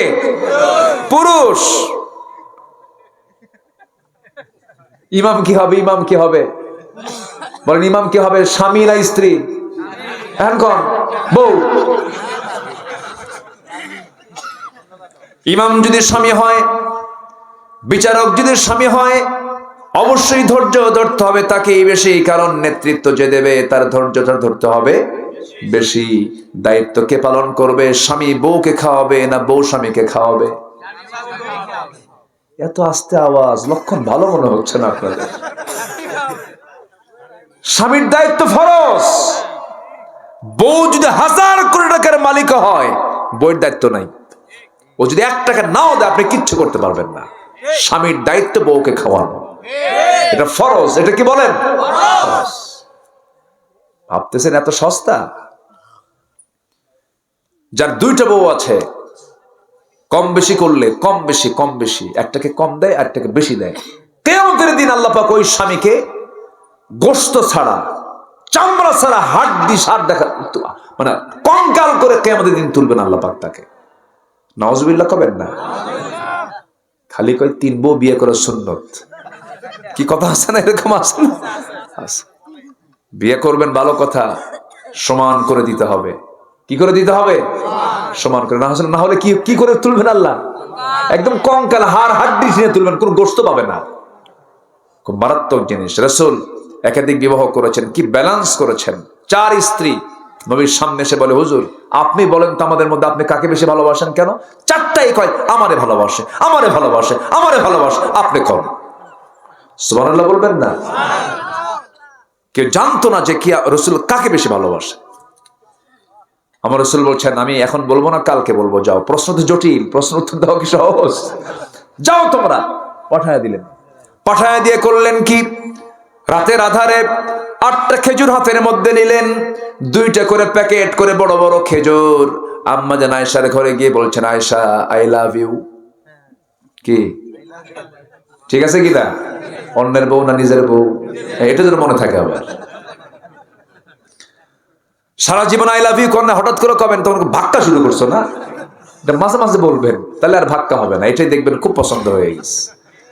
আমার নবীজি বলছেন, আয়েশা আমি তোমাকে দারুণ ভালোবাসি, এই যে তোমার জন্য খেজুর নিয়ে আসছি, 2টা দিয়ে গেলাম, কিন্তু তোমাকে যে আমি 2টা খেজুর লুকায় লুকায় দিয়েছি, এই কথা যেন অন্য কোনো বউ না জানে। দ্বিতীয় স্ত্রীর ঘরে গিয়ে কি কথা বললেন, তৃতীয় স্ত্রীর ঘরে গিয়ে কি কথা বললেন, চতুর্থ স্ত্রীর ঘরে গিয়ে কি কথা বললেন। চলে আসলেন বাড়িতে, চলে আসলেন তার জায়গায়। পরের দিন সকালবেলা সব 4 জন স্ত্রী বিশাল বড় খুশি ভাম্মন নিয়া চলে আসছে। রাসূল আজকে জানাতে চেয়েছেন, নবীর সামনে 4 জন বসে আছেন। এবার বলছেন, হুজুর আজকে সকালে জানাতে চেয়েছেন আপনি কাকে বেশি ভালোবাসেন। রাসূল বলছেন, গত রাত্রিতে লুকায়া যাকে আমি 2টা খেজুর দিয়ে আসি তাকে বেশি ভালোবাসি। যা সুবহানাল্লাহ। Marriage life, manage life. মেয়েরা প্রশংসা বেশি পায়, প্রশংসায় বেশি খুশি হয়।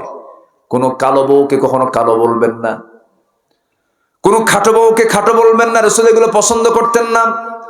একদিন শুধু আম্মা জান আয়েশা সিদ্দিকা বলছেন, ইয়া রাসূলুল্লাহ উম্মে সালমা তো খাটো, মানে আমার নবীর আরেক স্ত্রীর কথা বলছে, উম্মে সালমা কি খাটো? আমার রাসূল বলছেন, আয়েশা তুমি যাকে খাটো বলছো, এই খাটো শব্দটা যদি, এই অপছন্দের শব্দ যদি 7 দরিয়া যদি ছেড়ে দেওয়া হতো, সমুদ্রের সমস্ত পানিগুলো দুর্গন্ধ হয়ে যেত।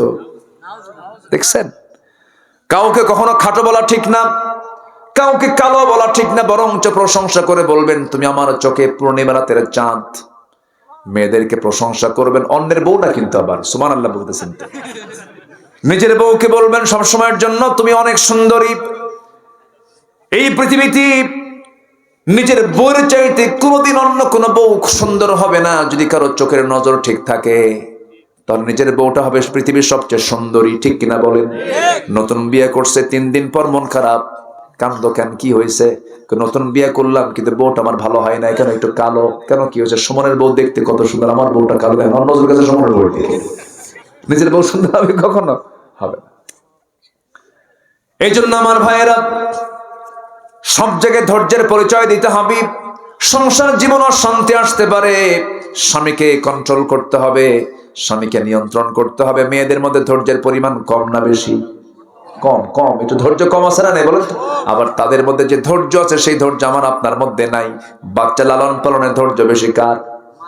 বলেন বলেন বলেন বলেন, কার? কথা কম কয় না বেশি কয়? বেশি বেশি কয়, বাবা থাম, বাবা থাম, বাবা কান্দিস না, সোনা ময়না জান আত্মা পরাণ, এই জায়গায় সুমা, ওই জায়গায় সুমা। সারা রাত ধরে খেদমত করে যাচ্ছে, কোনো বিরক্তি নাই। ওষুধ খাওয়ায়, পানি খাওয়ায়, দুধ খাওয়ায়, ফিডার খাওয়ায়, সব খাওয়ায়। 1.5 বছরের বাচ্চাকে একদিন যদি একবেলার দায়িত্ব আপনি নিয়ে নেন, একবেলার দায়িত্ব আপনারা দিয়ে গেছে, বাচ্চাকে আপনি কোলে নিয়ে বলবেন, বাবা থাম থাম থাম থাম। কি ঠিক আছে না? এক ধমকে 1000 দিয়ে শেষ করে দিবেন। এটা পুরুষ পারবে না, এটা পারবে কে? মা পারবে। আল্লাহু আকবার বলেন। ধৈর্য সবশেষ গুণ হচ্ছে আল্লাহ ধৈর্যশীলদেরকে ভালোবাসেন। জোরে বলেন সুবহানাল্লাহ। আল্লাহ পাক ধৈর্যশীল হওয়ার তৌফিক দান করুন। জোরে বলেন আমিন।